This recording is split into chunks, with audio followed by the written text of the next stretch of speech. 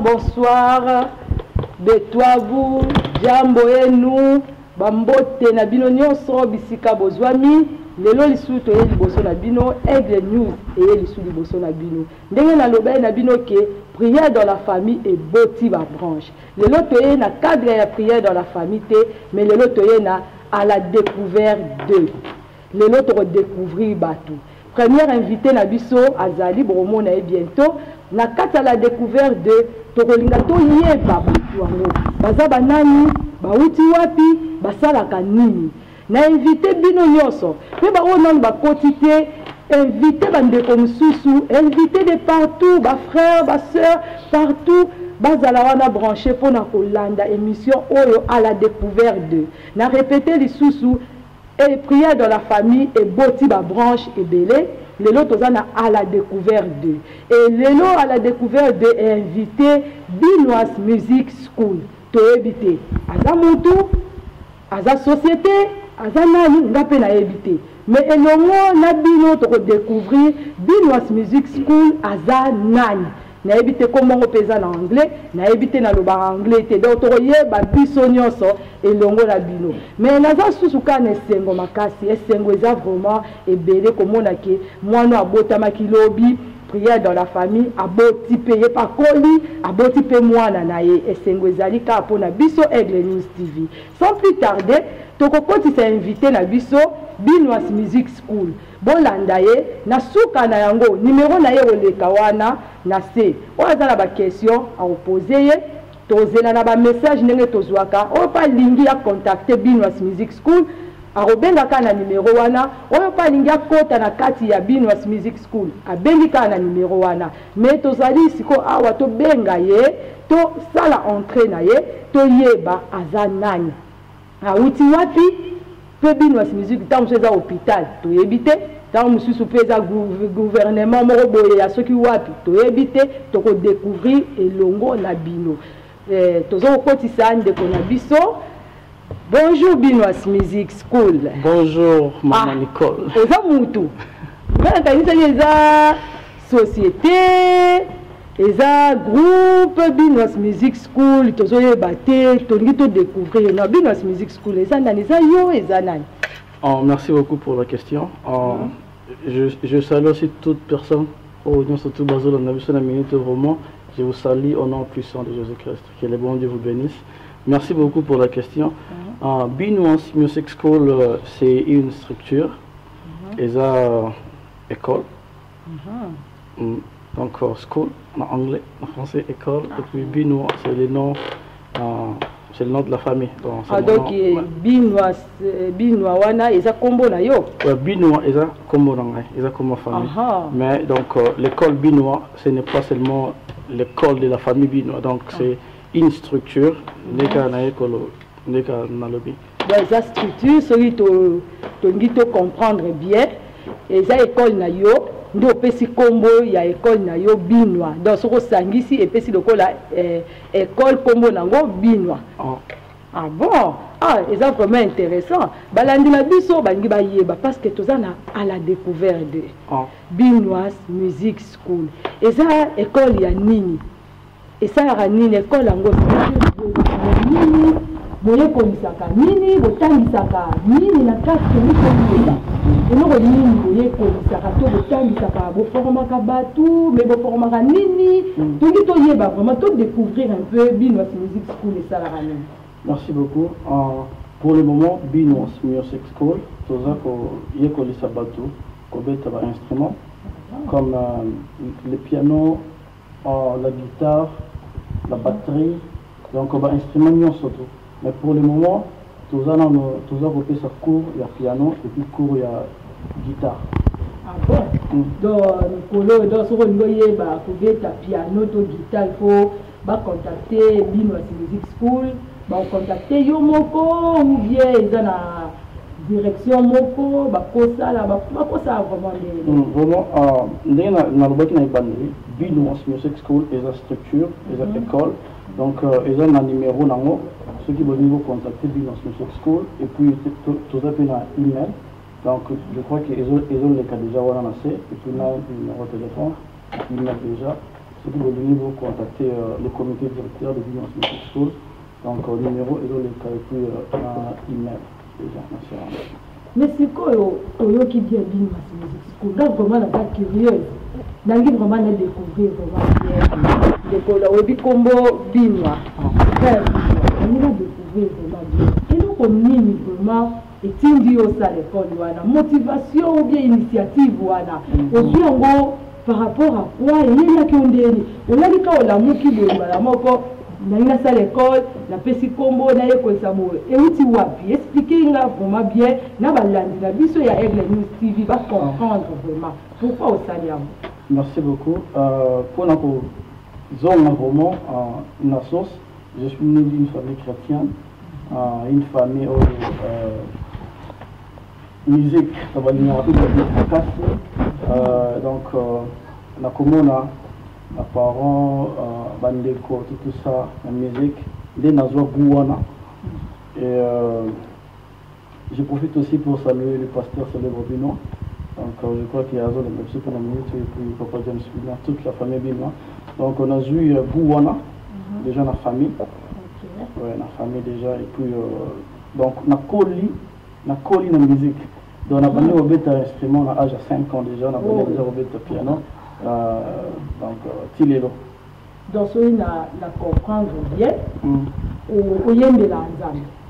Ouais, donc ça le nzambe à travers musique. Donc ndenge baté aka donc nazo profiter pe ko lobela balandi na biso avec News TV. Donc azape mosali ya nzambe bo mi tout na peut-être maman Nicole évangéliste lelo donc frère na biso Binois azape mosali ya nzambe mais asalela ka nzambe à travers le yembo. Donc batu bazana ndenge na bao basalela nzambe. Donc osalela nzambe à travers le yemba c'est koza adorateur. Au Punisa Nzambe et tout. Ah, vraiment, c'est vraiment intéressant. Mais, tu regardes vraiment, tu y es, solo, au convaincre, biso vraiment, ce qui y a solo penza, au yembe la Nzambe. Pour ce qui est peut-être, on peut peut-être la cause à la besoin de l'école. Mais avant la côte à l'école, il faut convaincre Ngaï. Il faut convaincre Ngaï, est-ce qu'il y a solo vraiment école ango et ça la membre ça là nango est-ce qu'il y a solo penza yo moko poza du domaine nango ko na ko ya pe boye na zuna rappel au côté et là on est au convaincre na obi vraiment ba image ezali ba vidéo ezali donc bilembo ezali on a des élèves au tozui en fait au ba continue école bazala qui donc ba ki elo pour la musique zéro la piano lelo ba comme bête la dans l'église. Donc, les gens qui ont la paix, ils ont l'église. Donc, Bilembo Ezali. Ah, Bilembo, voilà, mais il y a moté. Ils ont monté, ils ont moté, ils ont moté, ils ont moté, ils ont moté, ils ont moté. Donc, ils ont moté, ils ont découvert, ils ont moté. C'est quoi, ils ont moté. Non, on a moté. Et nous avons dit que nous convaincre nous avons monté en côté. Nous avons mis sur le convaincre nous avons vraiment au convaincre pour l'objet nous s'inscrire dans Binous Music School. C'est quoi il y a besoin au convaincre nous parce que nous avons monté en côté. Alors, je ne suis pas venu seul aujourd'hui. Donc, nous avons mon côté. Nous avons 2 élèves, donc des étudiants. Déjà, il y a Binous Music School. Déjà, donc, Bayaki l'école en fait Bayaki la musique Bayaki na pour sawana et puis tu peux si bon chance tu la qui si bon on est bandeli si quoi va comme bêta va comme au bêta pe na église ouais donc comme tu bêta pe na église donc bazali on a limite au bazana biso donc ndenge za équipe na za équipe ezali. Mais avant de continuer à découvrir les élèves, on a vraiment le lot, il faut vraiment la découvrir. Si la souka, la vraiment curieuse ma casse. Mais avant de toquer les élèves, et c'est l'école. Et fonctionnaire instrument ngo ye ko sarabango élève ngo ba s'inscrire ka ndenge nini ba futa ka val ba sara ndenge nini parce que tant aux autres écoles c'est que ça ma ngo salama to ko leka question wana te bo sala ndenge donc so na ye ka bo na bina ngina ye ko la da na koti na ngamba mona banjo ye ko la ou bien bon na habité expliquez biso vraiment là. C'est une bonne question, très bonne question, merci beaucoup. Premièrement, ça, moto à Kobenga, en fait, le numéro Zali, email, email, tu peux répondre directement, ou bien sur la ligne de contact direct Nabiso à Bengi directement, et puis tu peux savoir l'information sur tout. Donc,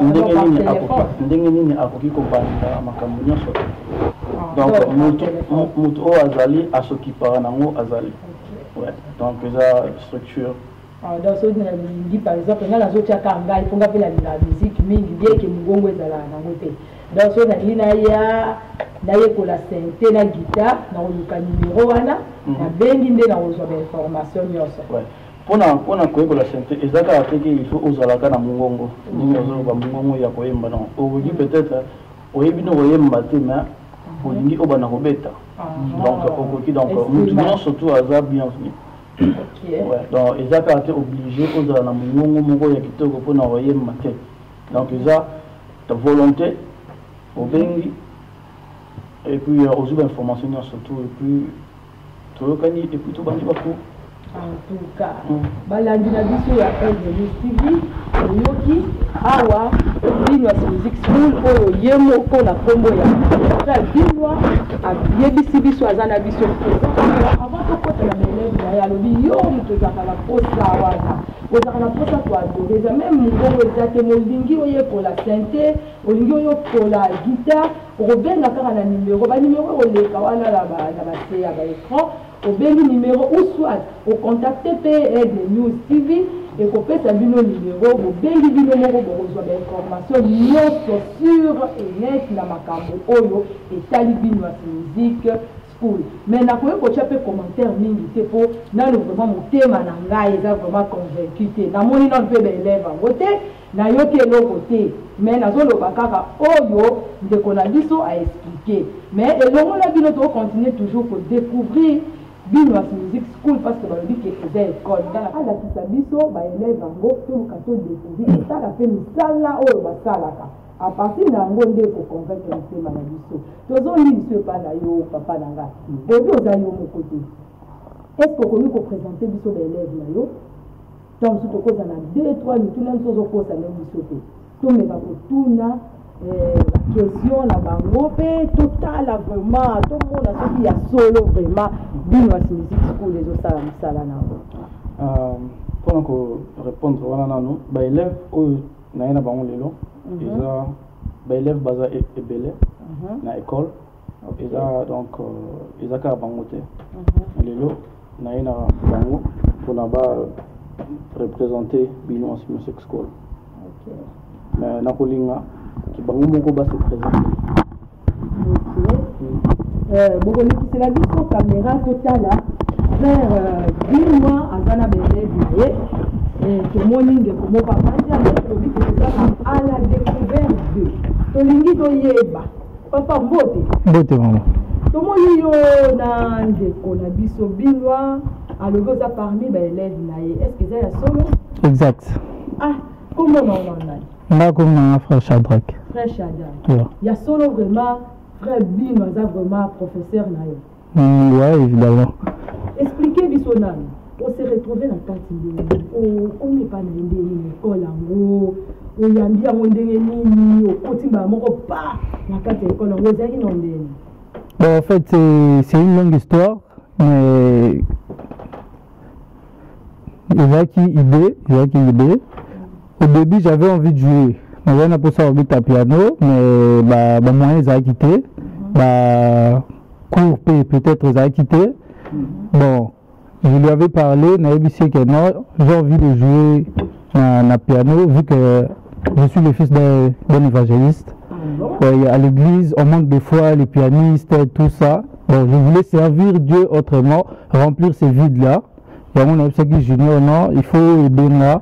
On va pour ça qu'on va apprendre le piano pour aller dans un groupe d'adoration à l'église. Et quand il m'a fait part de ses idées, qu'il voulait créer une église, et une école, que j'aimerais vraiment être parmi les premiers qui ont fait la campagne. Et c'est comme ça que je me suis adhéré. Bon, c'était pas facile, mais on s'habituait. Bon, musique, on a eu un piano, il y a dans l'école primaire, do, ré, mi, fa, sol, si. On a été accords zanini, gamme zanini, notes zanini. Donc, c'est avec lui, avec le temps, j'ai appris les choses et c'est comme ça que tout a commencé. Na yoki mwa do mo bimisi na kati wana do luka frabima après micro na biso na caméra na biso ya la découverte to luka o isuto lo ba makasi vraiment na kati na yoko bimisi lo mo za mwana ya mosali ya Nzambe évangéliste donc to luka to découvrir yo pe na kati vraiment na mikolo ezoya mais olobi ke ozali na posa wana ou accompagner groupe d'adoration dans quatre églises vraiment c'est que yo moko pe en dehors ya kozala mwana ya mosali ya Nzambe c'est que yo moko po se faire pour adorer Nzambe. Ouais, c'est quelque chose que j'aime. Donc quand on est dans l'église, comme je peux dire, j'aime adorer. Tu vois, et il y a plusieurs façons d'adorer. Tu peux adorer en chantant, tu peux adorer en acclamant, tu peux adorer na robetaka piano juste, tu parles pas mais ozo adorer car ba idée no écoute na kati. Et moi, je voulais les servir de cette manière. En tout cas, vraiment, les lopéens n'ont pas de donc ils ont un plateau dans le tonneau na basali Nzambe. Donc ils ont même les colons Nzambe en ensemble. Mais nalinga qui frère Bino a prouvé biso. So qui a solo, maloba o lobi za na maloba. Pe a lobi za maloba. Mais nalingi o meka pour convaincre balandi na biso ya Aigle News TV, pour convaincre pengai soki ya solo penza obeta kape olobi oyekoli synthé ou guitare piano donc prouve biso nani ne bandele to na posa nanu ya obetela biso eloko moko balandi na biso oyo bazolanda bayeba ya solo balingi badécouvrir Binois Music School oyo ezokokambama na ndeko na biso Binois balingi badécouvrir vraiment ya solo soki mpenza mosala ezosalama ndenge alobi prouve biso na mwa eloko moko boye. Ok, pas de problème. Avant de avec ma première eloko moko eza quand je suis à l'école Binois Music School tout le monde a dit que ezali na mboka on a carence, les amis n'ont pas été belé. Et on a été pour nos bâtiments surtout, les vieux surtout. Et puis, on a Corona. Donc, je travaille sur place. Donc, les brouillons que chaque fois, tu travailles en ligne, donc online. Donc, c'est pour dire que dans Binois Music School, il n'y a pas de l'impossible. Donc, impossibilité exacte na Binois Music School. Tout est possible.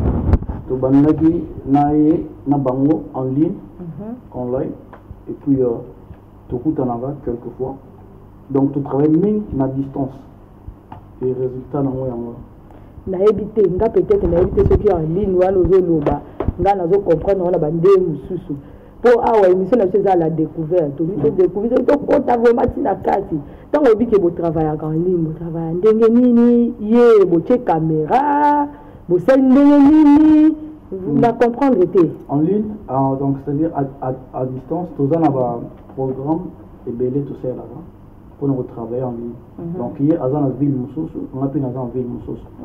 Donc tout ça là programme voilà. Ah donc vous avez un programme c'est bon nana et puis courir les cas normal les cas normal et puis à mon et puis tout ça on avait l'FTA en Suède on avait l'FTA aux États-Unis donc c'est pas seulement en Suède donc les pas avec les mettre donc frère Binois a vraiment sous casé Aigle News ozoyoka donc Binois Music School a vraiment structure mo comme nene dans autres jours moins difficulté to le frère Binois si quand on dit frère qui comme frère Shadrach to lingi vraiment approuver biso na eloko moko ndeko na ngai tango bandeko baza ko bete za adoration peut-être qu'on va le dimanche au temps vraiment ya ko adorer Nzambe profiter vraiment la moment où nous sommes kozala awa on est capable de kota na kati ya adoration petit qui place na ndeko na Shadrach ameka ko bete la biso loro moko.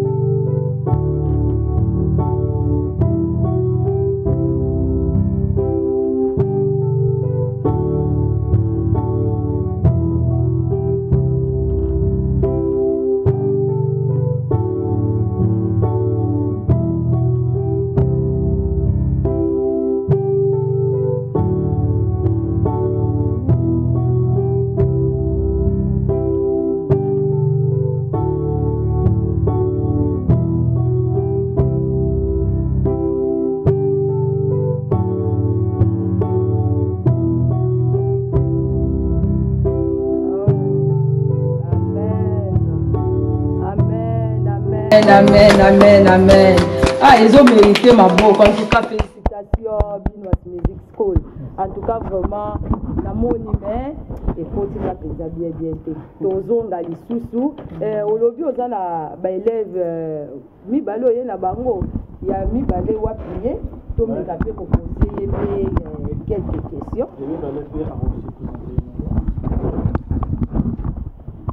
Bonjour, Ndekolanga. Bonjour, maman. Comment on a Depuis longtemps. Depuis na habité boye binomi balé boza ba élève boye bani Tu es bani. donc beaucoup ça na kati école alors bi aza mwana mosali ya Nzambe nde ne caresse wana ya mutu manque ya mutu na kati église ko beta santé ezaki ko manquer siko yo oko expliquer biso nini to ngi to découvrir vraiment Binoise Music School yo siko okomi na kati ya Binoise Music School ndenge nini eloko nini ememi yo na kati eloko nini etindi yo okende koyekola santé na bana ko beta micro na bana ko beta santé depuis kala mais na bana mettre gens vraiment bien temps ya wana le na yo kike Binoise Music School na ye na proposer epé na banda na bana beta pe santé donc yo beta kana o banzembu nyonso te banzembu nyonso te o beta banzembu nini banzembu ka ya Nzambe ka ko beta la ngo wapi na ndako ka ovanje zo adorer Nzambe ka ndako en tout cas donc ndenge zana bano beta ka muke mais eloko nini obakisi na Binoise Music School obakisi neti nini eloko nini obakisi na kati te na bano beta na ka ma mélodie ndeka tu yekola na école mais mutu vraiment asali ke na yekola ba accord tout ça za Binoise Music School donc abakisi yo dans na minute ko beta ba accord ko beta pe rythme moko mutu pa yembi yo zo beta piano exact en tout cas vraiment bino ate nga na ono zo ndima ka te makita zo mona mais na zo ndima te do Binoise Music School nde na ebisa bino les bandelières à se présenter donc on a vraiment bloqué maintenant muza a to me kapé koyoka olobi kombo lisu nani depuis to me kapé koyoka frère depuis a me ka ko convaincre biso parce que ndeko chagrin tozongela o lisu pour la deuxième fois tant so balakisi loka mwa nzembu wala babibe tango kaka maboya na olinga mo beta so eloko moko après poto zala vraiment convaincu mais avant wana frère na biso défi est-ce que koki pa ko prouver biso de loko moko boye ya muke total vraiment ya so pour apprendre penza ndengo lobi ba note ba accord pour comprendre tout bien ni ba mo ba bombisa donc est-ce que koki ko bete la biso ba accord en na total vraiment ya so ce qui vraiment école ils ont ça vraiment ça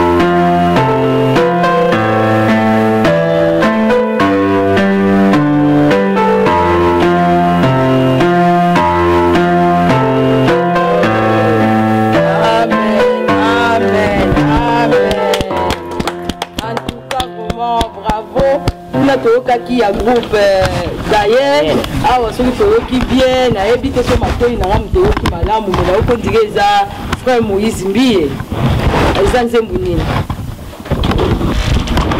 nzembu Elia en tout cas frère Junior c'est mosala ezosalama donc mosala vraiment ezosalama vraiment Mais namoni ndeko moko aza katikati epaza élève na Binoise Music School ou bien nayebi te est-ce que okoki koexplike biso vraiment ce n'est pas dans la Binoise Music School structure moko ya monene dans la carte Binoise Music School makambo eza bele mais olinga ye moko ase présenter puis alobela moko. En tout cas, mbote maman. Mbote. Nde nazoloba tozana à la découverte. Le quoi to bengi ici Binoise Music School, votre découvrir maramnyos ya kata des structures moko ya monene. Mais il faut se retrouver la carte, on dirait la carte structure voilà. Est-ce qu'on peut d'abord se présenter comme on a onani? Ben, je m'appelle la sœur Rebecca Boukassa. Donc naza chantre. Naza adoratrice, naza mwana nzambe. Amen. Oui. Donc on a se retrouvé na Binoise School comme participation, puisque structure naie esa structure c'est une personne morale, donc structure il y a musique et puis esa large. Ça permet à d'autres d'apprendre l'instrument de musique, à ceux qui veulent chanter aussi d'apprendre aussi à chanter, et à ceux qui veulent aussi chanter, qui chantent déjà, d'évoluer aussi na chant, na kati toujours il y a groupe. Donc Nganaye comme participante en collaboration avec Binoise School. Donc ce qui fait que peut-être d'autres personnes qui chantent aussi, qui voudront aussi venir intégrer baya koyemba na session musique. Binoise vous participer dans la Binoise Music School. Oui. Donc eza na structure na kati wana eza na sous-structure, je peux dire, il y a session live. Donc moi je fais partie du session live. Eza que mutu oneta yembaka alinga aya usala live akoyemba akoya aya ayembe na kati voilà. Donc vous ça l'appelle groupe il y a adoration en direct par exemple. Voilà. Encore micro na ba période de corona, ba tu ba tenter au Québec église pour intercéder na donc bino vous sangani na Binoise Music School vous appelez la partie moko au adoraka et puis ba tu bazolanda ba faire adoration. Oui. Na oyebisa bino balandi na biso donc Binoise Music School les andenge na zo kanisa la rote nga na kanisa ki ezaki individu moko boye ka ye moko mais na zo yebisa bino ke na découvrir maman boye na ebite so bino pe bozo comprendre on nga na zo comprendre donc ndenge zawana wa mwana nzambe oyembaka. Oui. Aigle News yekolisa nga pe oyemba réalisateur yekolisa nga oyemba na la réalisateur na to soit na la caméra mais koyemba na éviter ce que photo ko taper la carte Binoise Music School biso pe to banda koyemba to Binoise Music nde fois kota na carte na moni il faut yo kota na carte ya Aigle News bobi ko sala ba live adoration live mais beaucoup ko taper la carte ya Aigle News pour balandi na biso pe ba bénéficier pe na adoration wana ba ko taper to sala nde to zangolo ba ne bandeli to na groupe pe ya prière dans la famille, tous les sessions en direct. Vous avez madame, boya peut participer na Aigle News.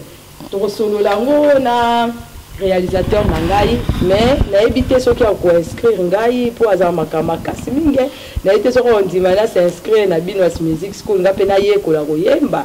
Na éviter. Mais maman la biso bi kombo Rebecca. Oui, Rebecca. Maman Rebecca.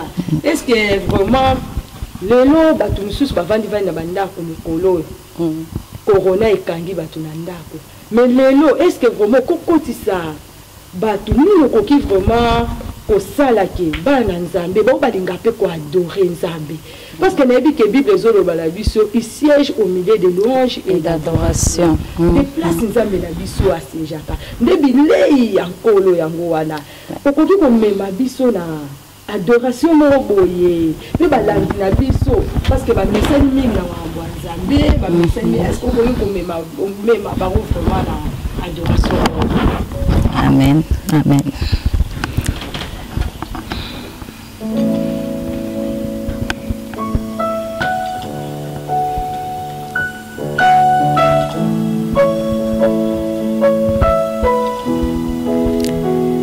Je voulais dire à quelqu'un ce soir, malgré Corona ezali, to bangate.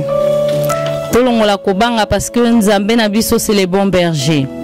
Bible lobi abate la rabiso tant toza même ya kolala. Donc tolongola kobanga tomitika toujours na maboko Nzambe akobomba mabota na biso. Bien que cette année qui vient là, cette année qui vient de finir a été une année très difficile avec Corona, mais Nzambe na biso aza malamu azoko bana kubati la biso.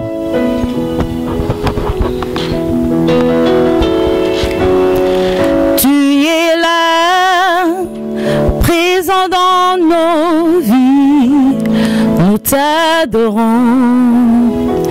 nous t'adorons. Tu es là, agissant dans nos cœurs, nous t'adorons, nous t'adorons. Tu es là, présent dans nos cœurs, oui je t'adore, oh je t'adore. Tu traces un chemin au Père des miracles, fidèle dans tes promesses, lumière dans le noir, Seigneur, c'est ce que tu es. Tu traces un chemin au Père des miracles, et là tes promesses, lumière dans le ténèbre, Seigneur, c'est ce que tu es, c'est ce que tu es, oh Père, c'est ce que tu es, c'est ce que tu es, c'est ce que tu es, Yeshua, c'est ce que tu es, c'est ce que tu es. Tu es là, libérant nos cœurs. Oui, je t'adore, je t'adore. Tu es là, présent parmi nous. Oh, je t'adore, Jésus, je t'adore. Tu traces un chemin au Père des miracles, fidèle dans tes promesses, lumière dans le ténèbre, Seigneur, c'est ce que tu es. Amen. Que Dieu soit loué. En tout cas, vraiment, ceux qui vraiment vont sentir, on va la sentir. En tout cas, vraiment, na côté, très bien, na côté déjà, là, on adorer vraiment na malheur. En tout cas, vraiment, il faut boyer na aigle. Amen. Na ebi ki ambala liboso. En plus, vous avez invité à liboso na émission ya la découverte. To découvrir moi bloro morobo mais to linga subo zonga lisusu to découvrir lisusu koleka maman Rebecca nzambe mbambola yo. Amen. En tout cas vraiment la moni ki oza adoratrice. Amen. Ba adoration aboende nzambe azoluka. Ba adoration aboende lole fongwa marapenza trona nzambe Amen. Amen. En tout cas nzambe pambola on a moni vraiment Binois. Ah tozo ina frère Binois Music School. Voilà, donc on a bien regardé et bizarre moi bloro moroboye banini en tout cas vraiment ah nous avons quand ça qui aux individu vraiment nous avons quand ça qui va mutu moro kombo na ye mais na moni vraiment mambo bien vraiment zo salama to sepela lobi boyana Aigle News balandina biso bazolanda ba mesani mingi na prière dans la famille. Et ça fait mon quoi y a émission oh yebisa pe na Binois Music alanda pe tolobela mingi etali mabota tolobela mingi ndenge ni diable azo détruire mabota mais à travers émission wana et ça la raki to comprendre pe to zonga na bomoko et tala mutu moko te tolobela ba papa tolobela bana tolobela ba maman donc ils a la paix invitation pour la bino la prochaine émission to senga ke Binois Music School azala pe accompagner biso pe na adoration moroboye mais to mo kende presque na suka mais avant aussi ça ndé na prometa ki ba élève soki ba koki papa Shadrack so na bosanité combo est-ce que moyen vraiment moi eloko mo su ya mukie avant que to ke vraiment la su capable comme ke ko chiter vraiment moi eloko mo su ya mukie o epesa bande comme susu buwana yekola sente ou bien yekola instrument peut-être ba bande ba banda raté avant na lobeta ni loko yebisa bango ni loko yebisa na ba o bazana posa wana komba ya ko adore me ba bandenge o baza awa na mboka oyo zali bakosa ndenge ko moi eloko moko boye moi commentaire moko boye pour et encourager balandi na biso pe bandeko mosusu. En fait, je dirais que dans le bac ne bandeli quoi adorer nzambe zaka ate osimbi micro obanzo yemba non il y a plusieurs manières ya adorer.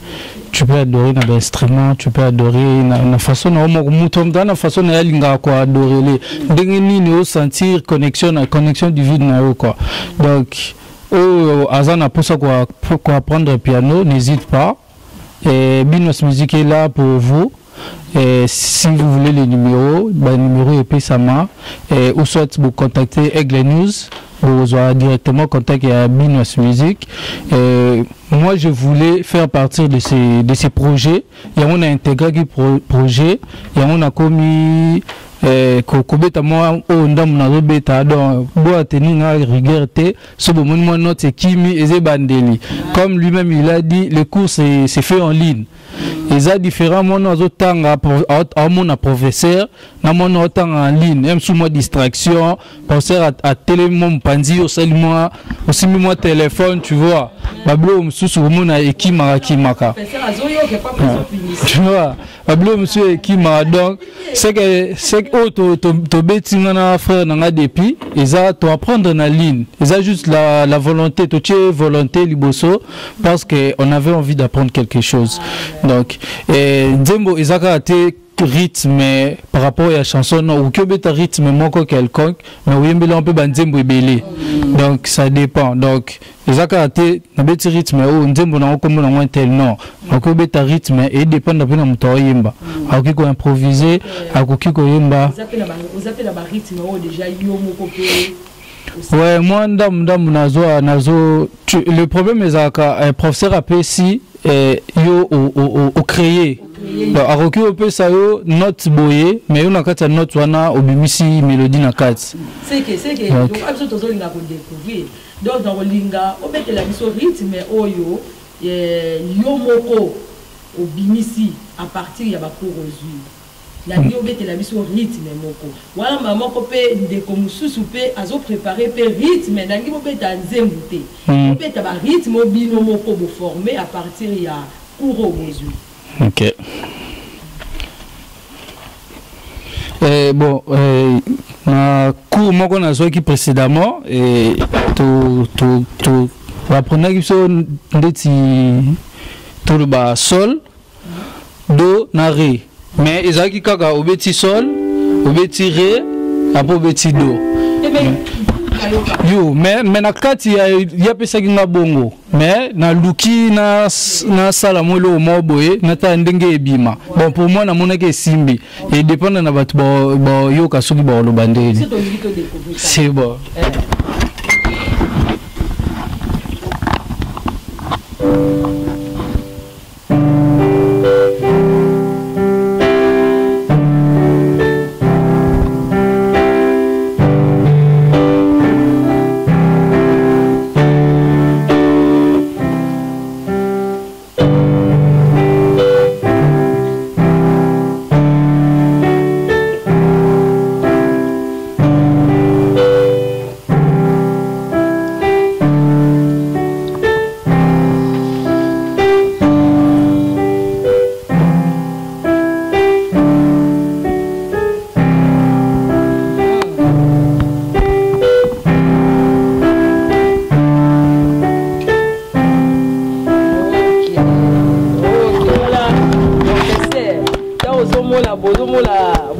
Salami vraiment. Moi je suis très content vraiment. Quand on est ça vraiment que non, on a un équipe au PC loco. Mais yo mo ko ype ko développer donc na peso donc et ça la bien ma casse comment on a que au PC tout le monde est loco. Doyer azur loco à développer mon peu quoi na ndenge mo boy donc na ça vraiment déjà il faut pas en esprit on en tout cas vraiment Binois Music School et nous ça la bien avec tout comment que les va pour chuter na on s'est la paix frère défi abete la biso ndenge na lobi na fresh ada ko beta rythme nzembo oyo ya nzembo ba éviter mais bete la biso rythme oyo yo moko obimisi à travers ba cours oyo ozui pa ya l'école surtout na école ya Binois Music School.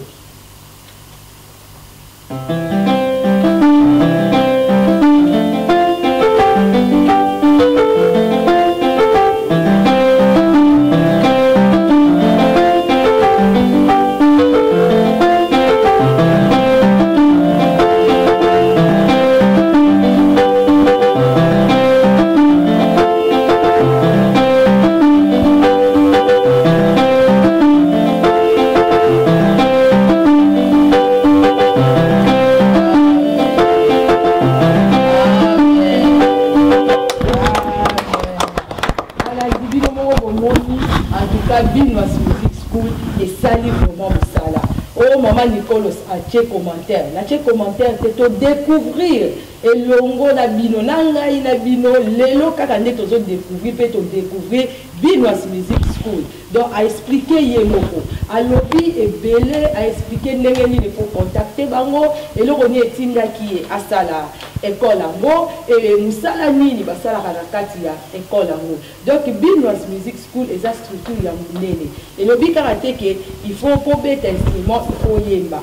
Et le but que il faut qu'un robot instrument koye kola pe koyemba nyonso oza na besoin ya kotuna le kozwa le kola ba information o robenga numéro ezawana soko zuyete obengi Aigle News TV ako luka aider yo na ba contact pour na retrouver Binois Music School wana vraiment lelo tozo chiter na suka en attendant tozo ke na suka vraiment to suki sana adoration moko elongo na équipe mobimba ya Binois Music School mais en même temps dans le livre vraiment na lancé les sous oyo ezali na bandela sous ko recruter que eza à la découverte de ezate que to le bien kama wakata biblioté eza pété que toza libanda na mambo mokili to lingi to découvrir batu neti bandeko na moni frère depuis aza jeune. Peut-être que na oyenze la pour ekoki ko édifier pe yo jeune aux anandako yo muto sera tant na olibana na makambo mususu koki pe ko rejoindre école na biso na kati école baza ba adorateur na moni ke ba kambami bango nyonso na basali ya Nzambe okoki ko bakisa un plus na vie na yo en tout cas na moni pe ndeko na biso asa pe jeune akoki pe ko influencer yo pe muto banda ndako loko kelekisaka air libanda okoki ko contacter Binois Music School na moni ba yodi instructeur bon ndenge ba expliquer peut-être bana makambo susu ba lobelaka na kati o vraiment to invité prochaine émission à la découverte de Toluka moko na bango to découvrir bango lisusu koleka to découvrir bango koleka maman Rebecca na vraiment to sololi na été vraiment nazara curieuse et puis maman Nicolas linga vraiment découvrir tina kati na oluka ye lisusu en privé na meka ko yeba abano yembela Nzambe ndenge lo netindaki ye ayembela Nzambe po anya ponika ko yembela Nzambe faut expliquer biso et papa na biso pe Binois to luka pe to bengi c'est en dehors ya Binois Music School ya ndenge ya ke frère Binois a expliqué biso akota ki wana ndenge ne banda ki ndenge ne za ndenge ni carrière na etia koma wana elongo pe na bandeko na biso est-ce que en dehors ya koyembela Nzambe bana mamusu basalaka nini bauti wapi to luka to découvrir bango o exact ba première invité na biso to pesi bino merci mingi bino batulandi biso mais bobo salate toza toujours la prière dans la famille les kaka chaque mercredi na 18h wana esika tolobelaka oyetali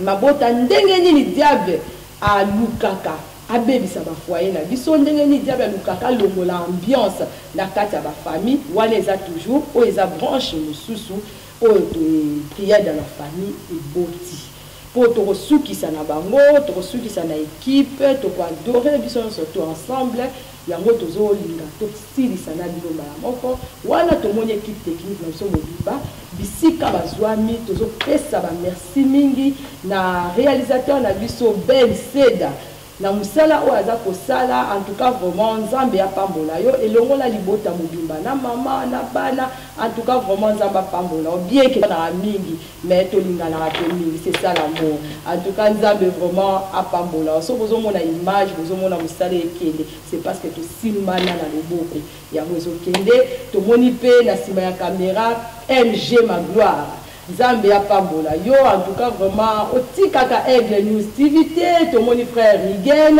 azana biso elongo Nzambe ya pambola yo Dario Las Vegas na kati ya États-Unis Nzambe ya pambola bino na moni Christian na Kinshasa tomoni Freddy Boza ebele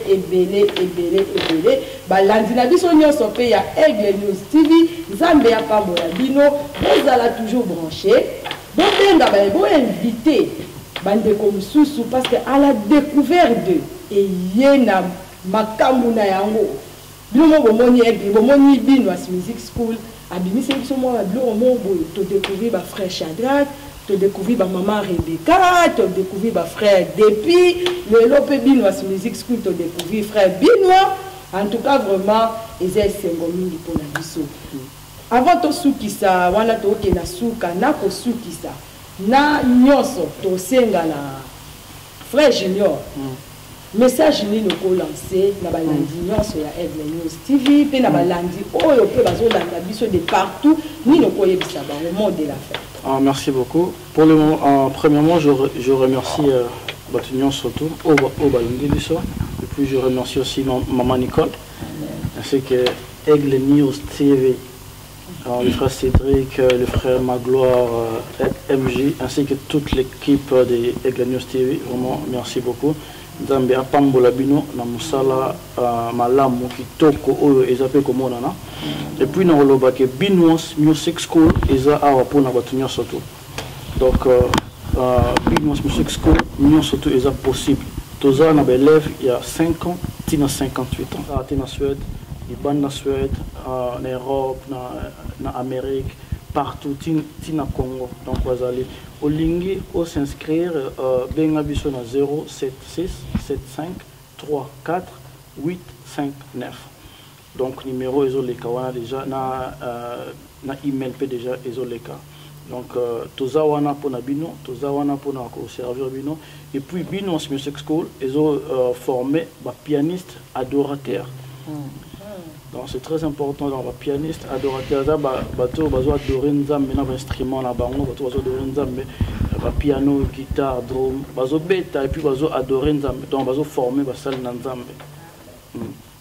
Et puis je profite aussi pour saluer ma famille, le pasteur célèbre Binois Papa James Binois ainsi que le groupe Binois Group.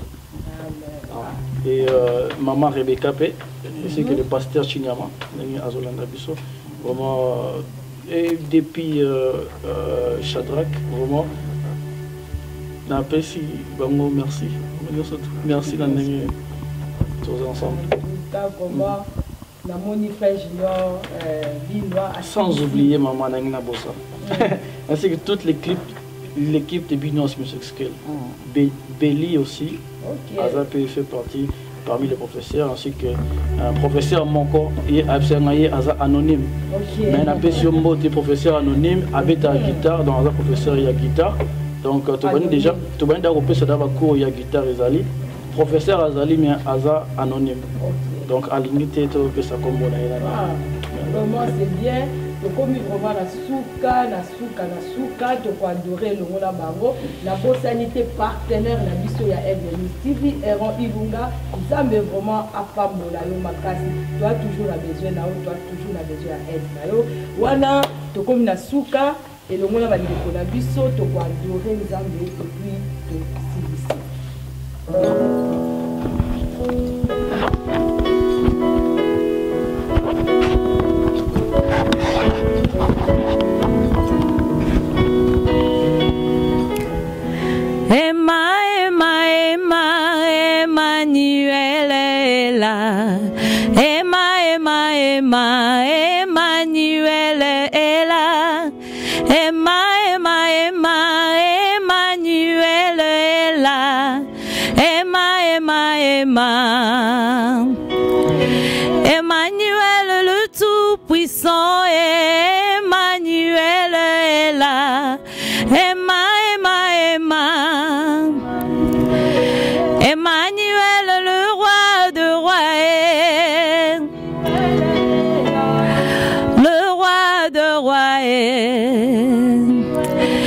Emmanuel Tongo Etanie.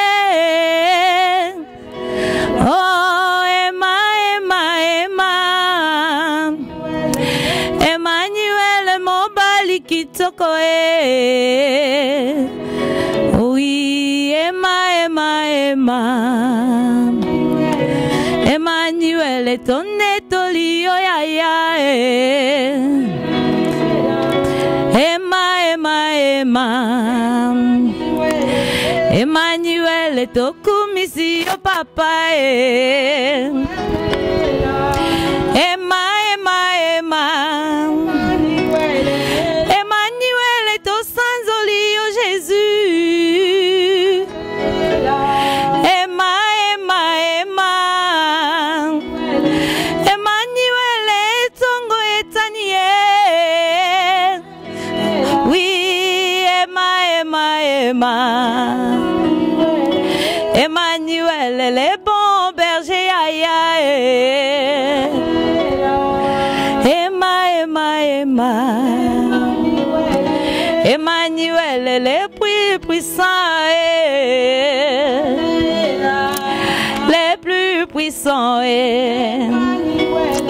Emmanuel est au sans olio papa. Tout sans olio.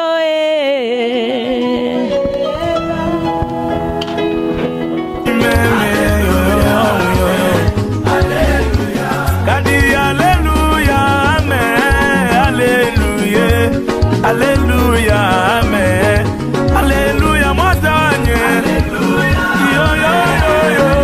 Moi t'agne, mais j'adore, moi n'aime.